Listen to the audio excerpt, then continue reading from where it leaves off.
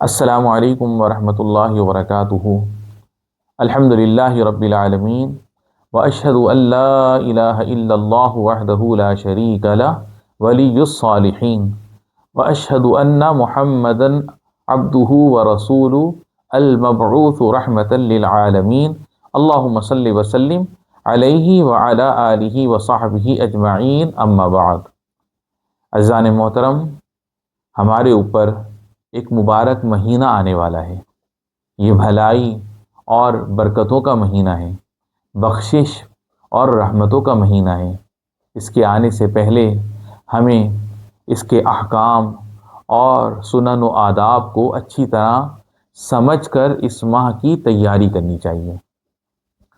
روزہ رکھنا دین کے ارکان میں سے ایک رکن اور اس کے فرائض میں سے ایک فریضہ ہے۔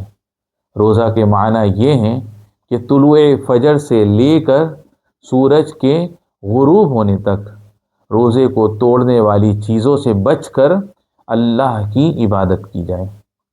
روزہ رکھنے کی بہت سی فضیلتیں ہیں۔ اسی طرح ماہ رمضان کی فضیلت میں قرآن و حدیث کی بہت سی صریح عبادتیں آئی ہیں، جن سے اس کی فضیلت اور اس میں اجر کے کئی گنا کیے جانے کا پتہ چلتا ہے۔ چند نصوص میں آپ کے سامنے عرض کرتا ہوں۔ رسول اللہ صلی اللہ علیہ وسلم نے ارشاد فرمایا، متفق علیہ حدیث ہے، حدیث کا ترجمہ میں بیان کرتا ہوں۔ ابن آدم کا ہر عمل کئی گناہ کر دیا جاتا ہے، نیکی کا بدلہ 10 گنا سے لے کر 700 گنا تک بڑھا دیا جاتا ہے۔ حدیث قدسی میں اللہ عز و جل نے فرمایا، مگر روزہ میرے لیے ہے اور میں ہی اس کا بدلہ دوں گا۔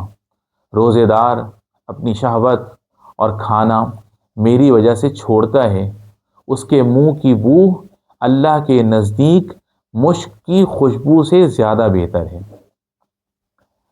الا الصوم وانا اجزی بہ، اس کے بارے میں علماء نے بیان کیا ہے کہ بقیہ ساری عبادتوں پر روزے کے افضل ہونے کے لیے یہ کافی ہے۔ اور الصوم لی کے معنی یہ ہیں کہ وہ خالص میرے لیے ہے، کیونکہ یہ ایسی عبادت ہے جس کا اثر اعضاء پر ظاہر نہیں ہوتا اور نہ اللہ کے سوا اس کو کوئی جان سکتا ہے۔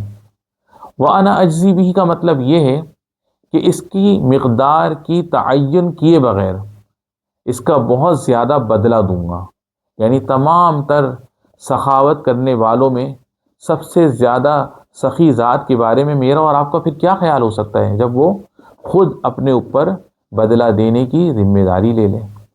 آپ صلی اللہ علیہ وسلم کے ارشاد کا مطلب یہ ہے کہ معدے کے خالی ہونے کی وجہ سے روزے دار کے منہ کی بدلی ہوئی بو اللہ کو مشک کی خوشبو سے زیادہ پسند ہے۔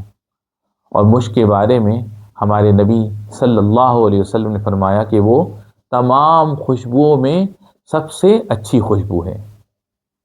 رمضان کے بڑے فضائل میں سے ایک یہ بھی ہے جسے حضرت ابو ہریرہ رضی اللہ عنہ نے بیان کیا۔ انہوں نے کہا کہ اللہ کے رسول صلی اللہ علیہ وسلم نے ارشاد فرمایا، جب رمضان کے مہینے کی پہلی رات ہوتی ہے تو شیطانوں اور سرکش جنوں کو جکڑ دیا جاتا ہے، جہنم کے سب دروازے بند کر دیے جاتے ہیں، اس کا کوئی دروازہ کھلا نہیں رہتا۔ جنت کے سارے دروازے کھول دیے جاتے ہیں، اس کا کوئی دروازہ بند نہیں رہتا۔ ایک پکارنے والا پکارتا ہے، آواز لگاتا ہے، اے بھلائی چاہنے والے آگے بڑھ، اور اے برائی چاہنے والے رک جا۔ اللہ کے بہت سارے جہنم سے آزاد کیے گئے لوگ ہوتے ہیں اور ایسا ہر رات ہوتا ہے۔ تو اے بھلائی کا ارادہ کرنے والے اٹھو، آگے بڑھو، کیونکہ یہی تو اجر و ثواب کمانے کا موقع ہے۔ اور اے برائی کا ارادہ کرنے والے رک جاؤ اور اپنے اللہ کی طرف رجوع کرو، کیونکہ یہی تو بخشش اور سزا سے بچنے کا زمانہ ہے۔ انہی فضائل میں سے حضرت ابو ہریرہ رضی اللہ عنہ کی یہ حدیث بھی ہے۔ انہوں نے کہا کہ اللہ کے رسول صلی اللہ علیہ وسلم نے ارشاد فرمایا، من صام رمضان ایمانا واحتسابا غفر له ما تقدم من ذنبه، متفق علیہ حدیث ہے۔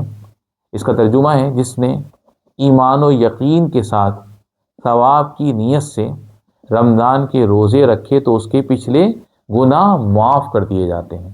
سبحان اللہ۔